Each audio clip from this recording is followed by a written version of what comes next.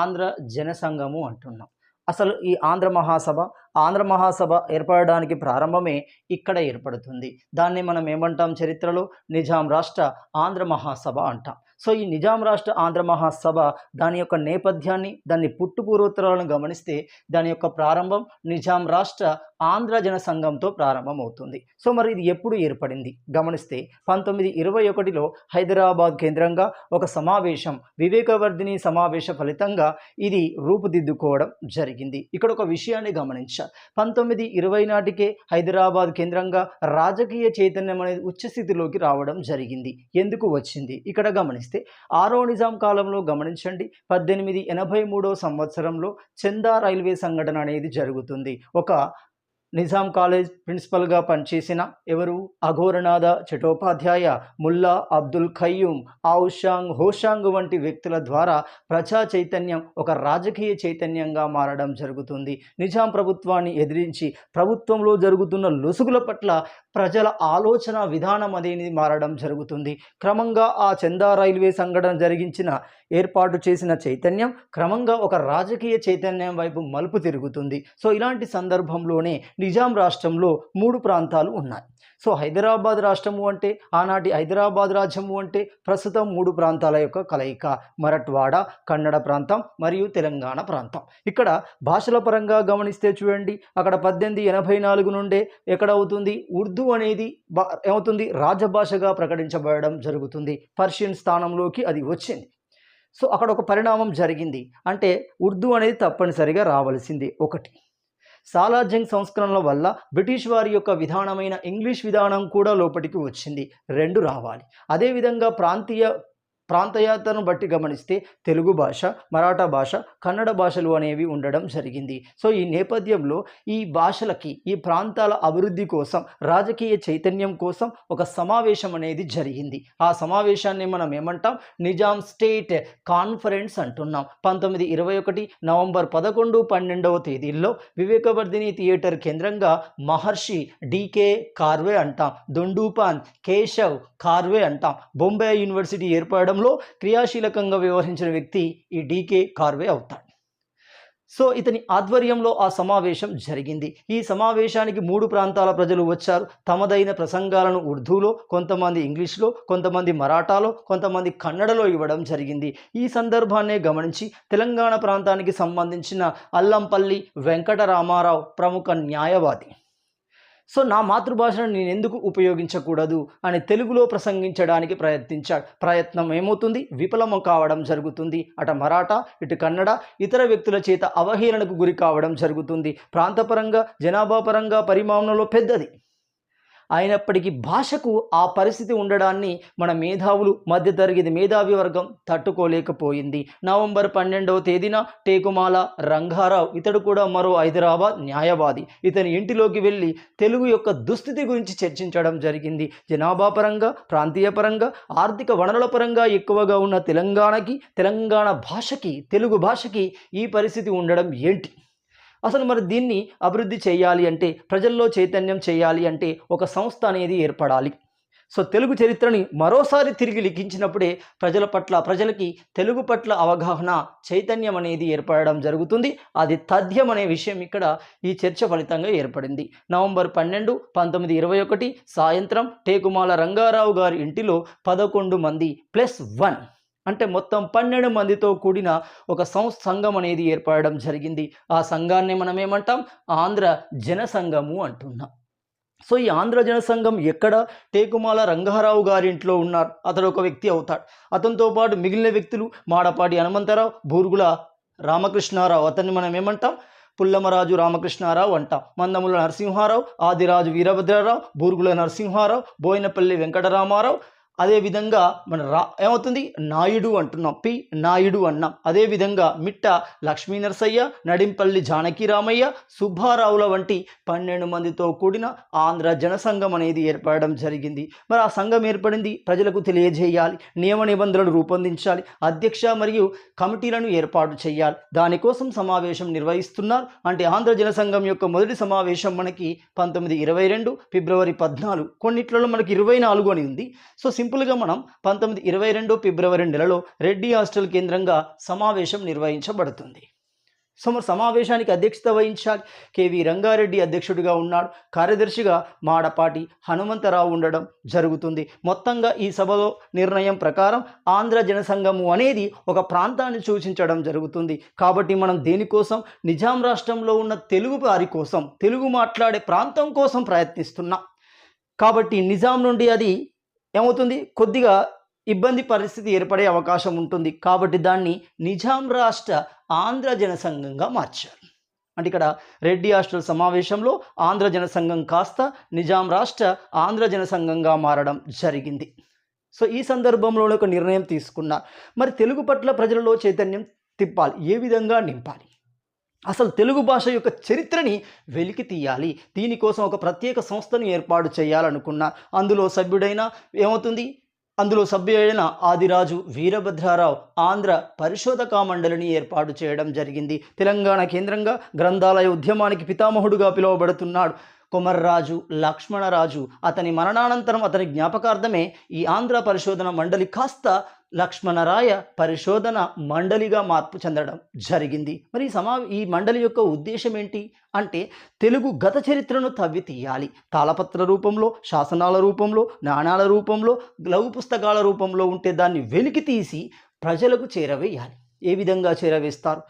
పఠనాలయాలు ఏర్పాటు చేయడం వల్ల, తెలుగు గ్రంథాలయాలు ఏర్పాటు చేయడం వల్ల, కరపత్రాలు ముద్రించడం ద్వారా, లఘుపత్రాలు ముద్రించడం ద్వారా, వ్యాసరచనా పోటీలను ఏర్పాటు చేయడం ద్వారా ప్రజలలో ఆసక్తి పెంచాలి. అది దాని యొక్క ఉద్దేశం. అంటే గతంలో ఉన్న తెలుగుని వెలికి తీసే ప్రయత్నమే ఈ లక్ష్మణరాయ ఆంధ్ర పరిశోధక మండలి చేస్తుంది. సో ఇలాంటి క్రమంలోనే మనకి నిజాం రాష్ట్ర ఆంధ్ర జనసంఘం రూపుదిద్దుకుంది. ఓకే, మరి ఈ నిజాం రాష్ట్ర ఆంధ్ర జనసంఘం యొక్క మొదటి సమావేశం జరగాలి ఎక్కడ?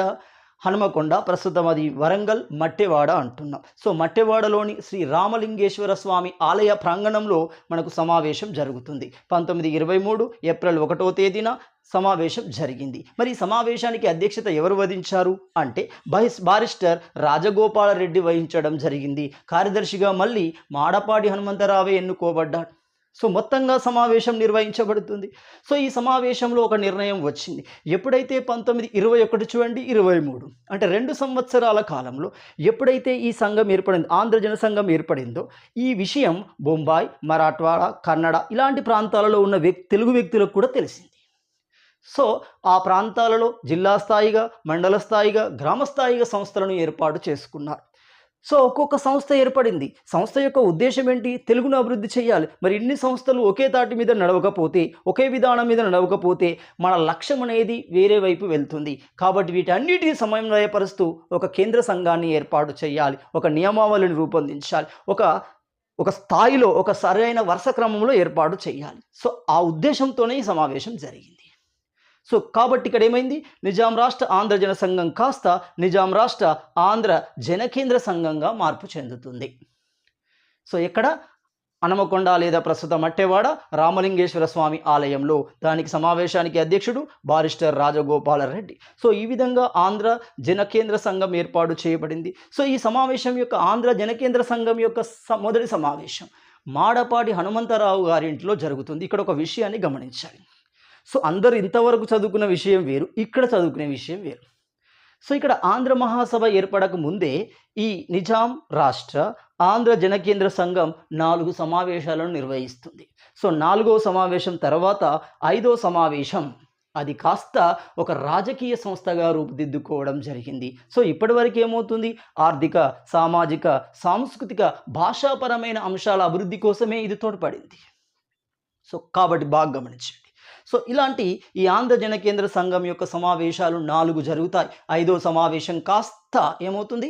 ఆంధ్ర మహాసభ అనే ఒక రాజకీయ సంస్థగా మార్పు చెందడం జరుగుతుంది. ఈ విషయాన్ని గుర్తుపెట్టుకోండి. సో ఇలా ఈ నిజాం రాష్ట్ర ఆంధ్ర జనకేంద్ర సంఘం యొక్క మొదటి సమావేశం మాడపాటి హనుమంతరావు ఎక్కడ ఉంది? ఇల్లు హైదరాబాద్ కేంద్రంగా నిర్వహించబడుతుంది. ఎప్పుడు? 1923 జూలై 17వ తేదీన. సో మరి ఆ నివాసంలో సమావేశానికి అధ్యక్షుడు ఎవరు? రావు బహదూర్ వెంకటరెడ్డి అంటున్నాం. రావు బహదూర్ వెంకటరెడ్డి అధ్యక్షతన ఈ సమావేశం నిర్వహించబడుతుంది. ఇలా మొత్తం మనకు 4 సమావేశాలు కనబడతాయి. ఆంధ్ర మహాసభ ఏర్పడే నాటికి ఆంధ్ర జన కేంద్ర సంఘం 4 సమావేశాలు నిర్వహిస్తుంది. మొదటి సమావేశం 1923 జూలై 17న మాడపాడి హనుమంతరావు హైదరాబాద్ కేంద్రంగా రావు బహదూర్ వెంకటరెడ్డి అధ్యక్షతన జరుగుతుంది. రెండవ సమావేశం 1924 మార్చిలో నల్గొండలోని నీలగిరి పత్రికా కార్యాలయం అధ్యక్షుడిగా షబ్నావీజు వెంకట రామనరసింహారావు ఉండడం జరుగుతుంది. ఆ పత్రికా సంపాదకుడు అతడే. అదేవిధంగా మూడవ సమావేశం 1925 ఫిబ్రవరి మదిరా కేంద్రంగా రావు బహదూర్ వెంకటరెడ్డి అధ్యక్షతన జరుగుతుంది. ఈ తర్వాతనే గ్రంథాలయ ఉద్యమం మొదటి సమావేశం కూడా జరుగుతుంది చూడండి మదిరాలోనే. నాలుగో సమావేశం 1928 మేలో సూర్యాపేట కేంద్రంగా కేవి రంగారెడ్డి అధ్యక్షతన సమావేశం జరుగుతుంది.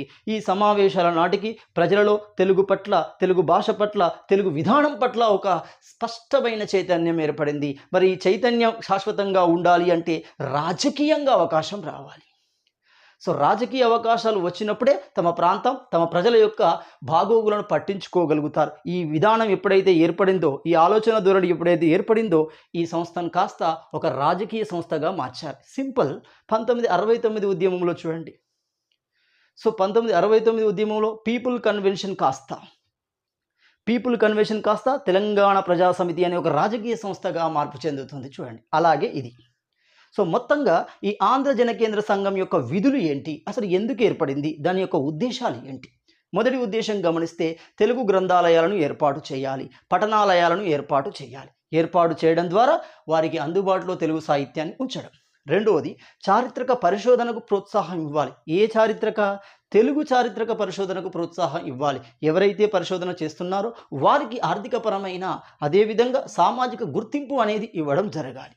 అదేవిధంగా తెలుగు భాషా సంస్కృతి లలిత కళలను ప్రోత్సహించాలి. కరపత్రాలు, లఘుపత్రాలను ముద్రించాలి.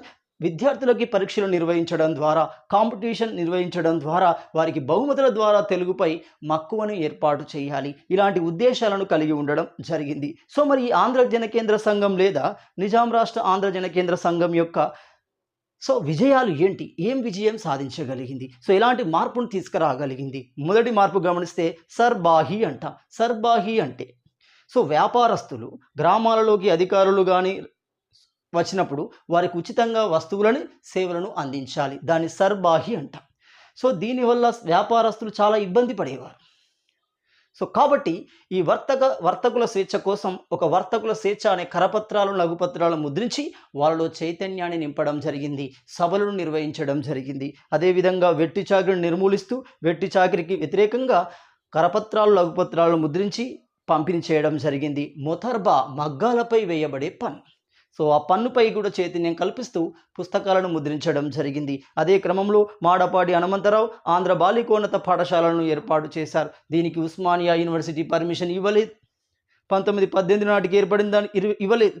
కాబట్టి స్వయంగా డీకే కార్వే ఏర్పాటు చేసిన బొంబాయి యూనివర్సిటీ నుండి అనుమతి పొంది పరీక్షలను కూడా రాయించడం జరిగింది. 1930లో కాకతీయ చరిత్రపై ఒక సమావేశం నిర్వహించబడింది. దాన్ని చర్చా గోష్ఠి అంటాం. అనేక మంది పాల్గొన్నారు.